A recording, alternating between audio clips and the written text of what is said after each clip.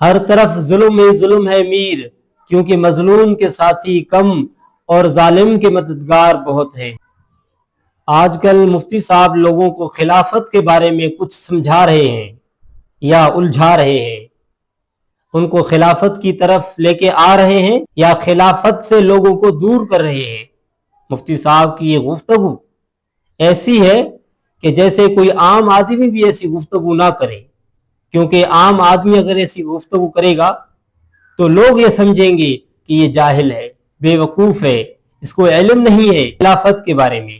کیونکہ اگر مفتی ایسی باتیں کرے، جو دین کو سمجھنے والا ایسی بات کرے، جو شریعت کو سمجھنے والا اگر ایسی بات کرے، تو پھر لوگ الجھن میں پڑ جاتے ہیں، کیونکہ وہ کہتے ہیں کہ یہ بھی تو مفتی صاحب ہے، یہ بھی دین کو سمجھتا ہے، یہ شریعت کو سمجھتا ہے، کیا اس کو خلافت سمجھ میں نہیں آئی؟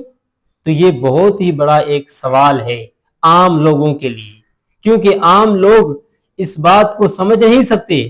تو آئیے آپ ذرا سنیے خود مفتی صاحب کی زبانی کہ مفتی صاحب خلافت کے بارے میں کیا فرما رہے ہیں۔ اللہ کا واسطہ خلافت کو چھوڑ دو۔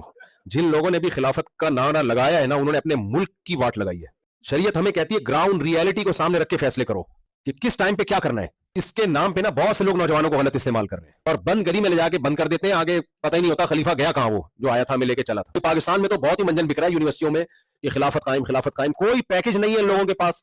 تو اسلام ہمیں حکم دیتا ہے زمینی حقائق کو سامنے رکھ کے، آپ نے نبی کی ساری پالیسیاں زمینی حقائق کو سامنے رکھ کر تھی، تو جس وقت جو طریقہ سوٹیبل ہوگا اس کو اختیار کیا جائے گا۔ تو آپ کو مذہبی آزادی یہاں ملی ہوئی ہے، آپ کو دین کی دعوت کی آزادی ملی ہوئی ہے، اس آزادی سے ناجائز فائدہ مت اٹھاؤ۔ ایسی چوڑیاں ادھیڑیں گے، سب پہ پابندیاں لگیں گی، اور جو تھوڑا بہت رہ گیا نا اسلام، وہ بھی زمین میں دھس جائے گا۔ مفتی صاحب کو خلافت نہیں چاہیے، مفتی صاحب کو ایک ایسا نظام چاہیے جو میں آپ کو ابھی دکھانے والا ہوں، ذرا آئیے اور یہ بھی دیکھیے۔ کی رپورٹ کے مطابق کراچی میں رواں برس کے پہلے 10 ماہ کے دوران جنوری سے اکتوبر تک اسٹریٹ کرائم کے 54,366 واقعات رپورٹ ہوئے۔ جنوری میں 5,640، فروری میں 5,346، مارچ میں 5,492، اپریل میں 5,187، مئی میں 5,689، جون میں 5,357، جولائی میں 5,646 اور اگست میں 5,459، جبکہ ستمبر میں 5,304 اور اکتوبر میں اسٹریٹ کرائم کے 5,296 واقعات رپورٹ ہوئے۔ یعنی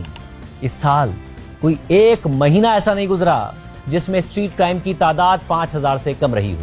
اس کے علاوہ 10 ماہ کے دوران 75 شہری فائرنگ سے قتل، جبکہ 265 زخمی ہوئے۔ تاہم پولیس ریکارڈ کے مطابق دوران ڈکیتی مزاحمت پر قتل ہونے والے شہریوں کی تعداد 65 ہے۔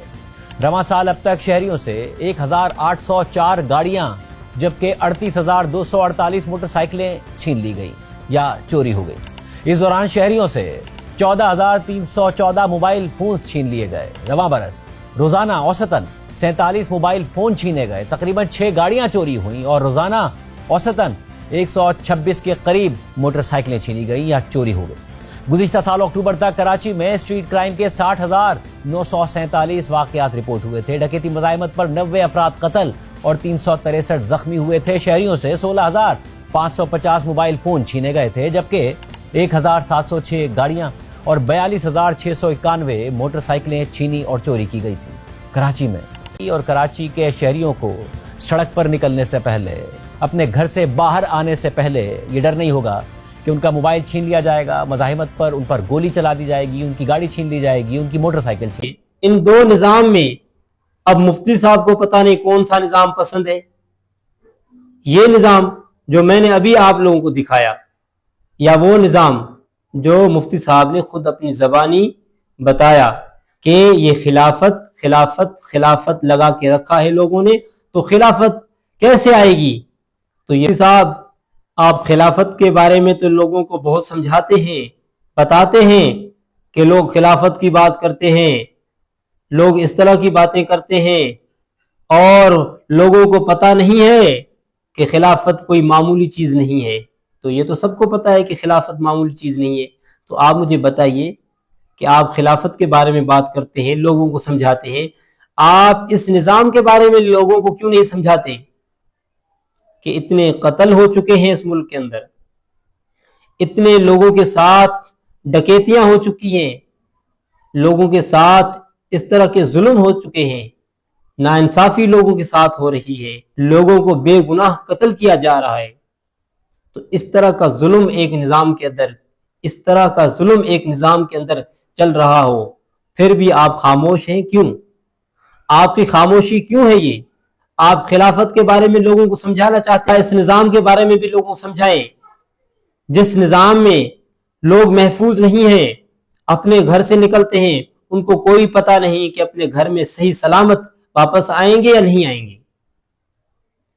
जिस निज़ाम में आप रह रहे हैं उस निज़ाम की तो बात करें, क्या हो रहा है उसकी भी बात करें। इस निज़ाम ने लोगों को क्या दिया है? लोगों की इज्जतें पामाल हो चुकी हैं, लोगों के घर वीरान हो गए, लोग बर्बाद हो गए, लोगों के कत्ल हो गए, लोगों के मालों पर कब्जा हो रहा है, लोगों की इज्जतें लुट रही हैं इस निज़ाम के होते हुए। तो मुझे बताएं आप, क्या आपसे अल्लाह न पूछेगा क़यामत के दिन? मुझे आप बताएं कि जुल्म के बारे में इस्लाम क्या कहता है? किसी को बेगुनाह मारा जाए उसके लिए इस्लाम क्या कहता है? किसी का कत्ल किया जाए उसके बारे में इस्लाम क्या कहता है? किसी के माल पर बेगुनाह कब्जा किया जाए उसके बारे में इस्लाम क्या कहता है? हमें ये कहता है कि आप खामोश बैठे रहें, आपका माल लुट जाए आप खामोश बैठे रहें, आपकी इज्जत लुट जाए आप खामोश बैठे रहें, आपकी इज्जतें पामाल हो जाए आप खामोश बैठे रहें। और क्या उन बड़ों ने जो वादा किया था कौम से कि हम एक रियासत बनाने वाले हैं, उस रियासत का मकसद ये होगा, दीन इस्लाम उसका मकसद होगा, वो शरीयत के मुताबिक बनाई जाएगी, उसमें अल्लाह और उसके रसूल सल्लल्लाहु अलैहि वसल्लम और कुरान और हदीस के मुताबिक उसके अंदर फैसले होंगे। यही कहा था ना, या कुछ और कहा था? यही मकसद था ना। इसी मकसद के लिए मुसलमानों ने अपनी जानें दी, इसी मकसद के लिए ये मुल्क आजाद हुआ, कोई और मकसद नहीं था। ये मकसद नहीं था कि इसको आजाद करने के बाद इसमें अंग्रेज का निजाम चलाया जाएगा, वही जो हिंदुस्तान में चल रहा है। इसको आजाद करने के बाद इसमें अंग्रेज का निजाम चलाया जाएगा, उसी के मुताबिक लोगों के फैसले किए जाएंगे। तो मुझे बताएं, तो फिर आजादी का फायदा क्या था? फिर जो वो वादे किए गए थे, वो वादे सच्चे थे या झूठे थे?